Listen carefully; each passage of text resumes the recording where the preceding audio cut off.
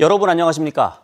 설 연휴 마지막 날인 오늘 도내 해안가와 유원지는 평소보다 많은 사람들로 붐볐습니다.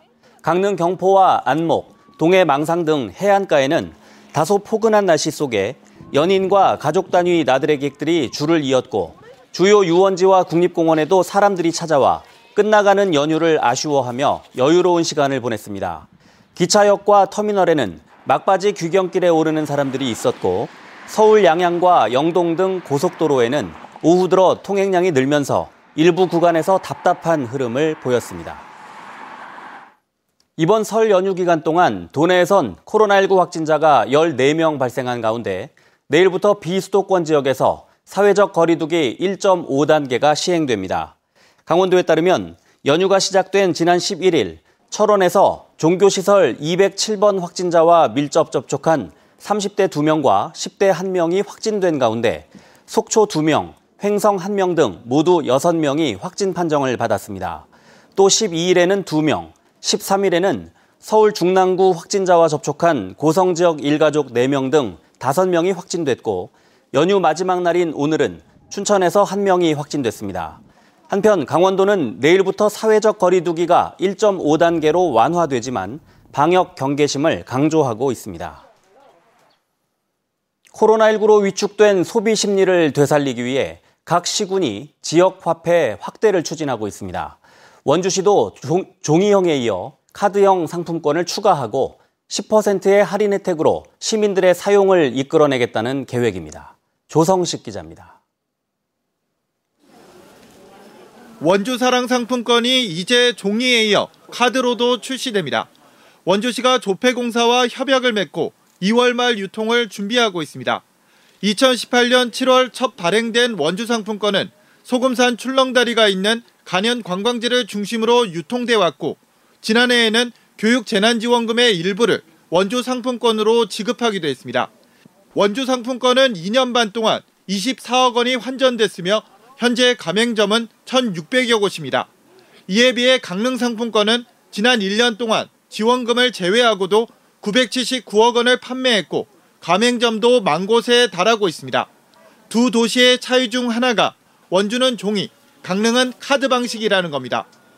이에 원주시도 지역화폐 활성화를 위해 원주에서만 사용 가능한 충전식 카드형 상품권을 내놓았습니다. 카드를 발급받아 사용할 금액을 미리 충전해 쓰는 방식으로 신용카드 체크기가 있는 업소에서 대부분 사용할 수 있도록 가맹점을 10,000곳까지 늘린다는 계획입니다.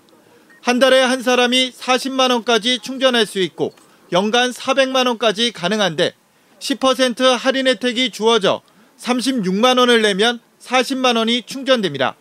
할인 금액 10% 중 8%는 정부가, 2%는 원주시가 부담합니다.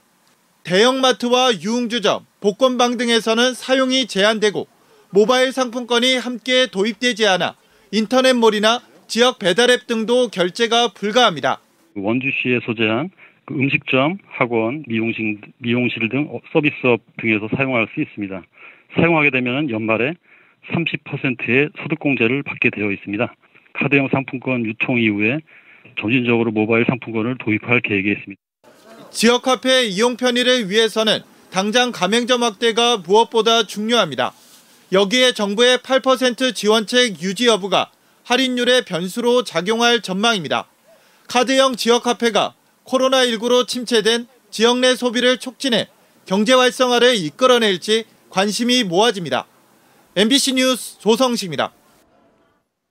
우리나라는 도구를 이용해 고래를 의도적으로 잡는 포경은 금지하고 있지만 그물 등에 우연히 걸린 고래를 잡는 혼획은 허용하고 있습니다.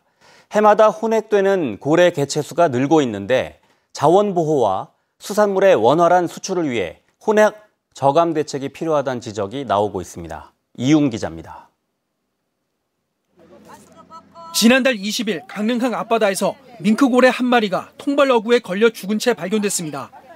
무게 2.7톤의 이 밍크고래는 고의로 포획한 흔적이 없어 수협 위판을 거쳐 6,050만 원에 판매됐습니다. 지난해 11월 고성 문암해변 앞바다에서도 밍크고래가 그물에 걸려 죽은 채 발견됐습니다. 4톤가량의 이 밍크고래도 고의로 포획한 흔적이 없어 1억 원에 판매됐습니다. 이처럼 어민들이 설치한 그물이나 어구에 고래류가 걸려 죽는 혼획이 늘어나고 있습니다. 지난 2017년 1175마리였던 국내 혼획 고래 개체수는 2018년 1285마리, 2019년에는 1960마리로 해마다 증가하고 있습니다. 오징어류가 많이 분포하는 연안이나 대륙 사면 쪽에 그 고래가 좀 집중 분포를 하고 어구 설치 장소와 그 돌고래가 주로 분포하는 장소가 그 이렇게 중첩되기 때문에 혼획이 발생하거든요. 환경단체들은 이대로 가다가는 멸종 위기에 처한 고래의 자원 보호가 어려워질 거라며 혼획을 줄이는 대책을 수립해야 한다고 목소리를 높이고 있습니다. 혼획으로 매년 그물에 걸려서 죽어가는 고래류가 전 세계에서 가장 많은 나라입니다. 지금처럼 그냥 가만 내버려둘 경우에는 한국 바다에서 살아가는 고래들은 그물에 걸려서 죽을 수밖에 없다. 수산물의 원활한 미국 수출을 위해서도 혼획 저감은 필요한 상황입니다. 미국은 해양 포유류 보호를 위해 오는 2023년부터 혼획 비율이 높은 나라의 수산물 수입 규제를 추진할 계획입니다. 고래류 등의 보호 대책을 수립하고 미국 정부의 인증을 받아야만 수산물 수출이 가능할 전망이어서 수산당국은 고래의 이동 경로에 그물 설치를 억제하도록 하고 탈출구가 있는 그물과 어구 등을 개발하고 있습니다. 하지만 이 같은 개량된 그물을 사용할 경우 어획량이 줄어들까 우려하는 어민들이 많아 설득이 관건입니다.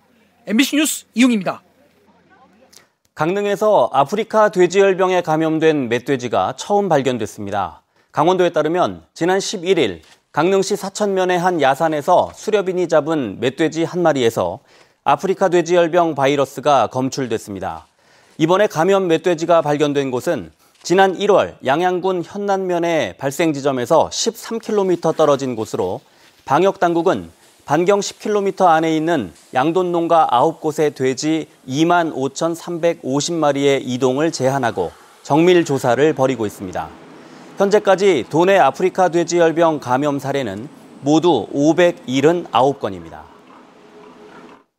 원주와 횡성 지역 10명의 연쇄 감염이 발생했던 횡성 모 병원의 코호트 격리가 해제됐습니다. 횡성 병원의 연쇄 감염은 외출을 다녀온 간병인으로부터 시작된 것으로 파악됐으며 지난달 30일부터 입원 환자와 간병인, 직원과 그 가족 등 모두 10명의 확진자가 발생했습니다. 보건당국은 코호트 격리자 59명 전원이 음성으로 확인돼 2주간의 격리를 해제했으며 오늘부터 응급실 운영이 재개됐습니다.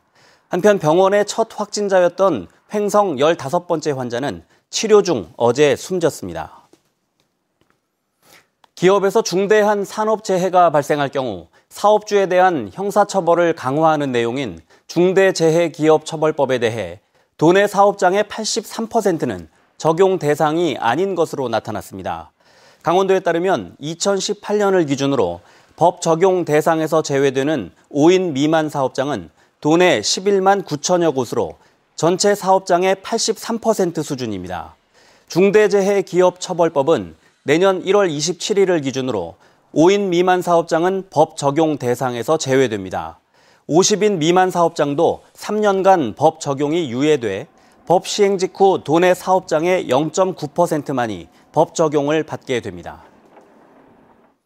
서울 양양고속도로와 서울 강릉 KTX 개통으로 국도와 지방도 교통량이 급감하자 강원도와 원주지방국토관리청, 한국관광공사가 관광도로 1112km를 조성해 국도 주변 경기 활성화를 추진합니다. 1구간은 강촌 IC와 인제를 잇는 호수 드라이브길, 2구간은 설악산 드라이브길, 3구간은 북양양 IC와 평창 IC를 잇는 높은 고개 드라이브길로 조성하는 등 7개 코스로 추진됩니다. 강원도는 18개 시군을 모두 연계한 관광도로 종합계획을 수립하고 홍보, 판매, 경관 개선 사업을 동시에 진행할 계획입니다. 뉴스를 마칩니다. 고맙습니다.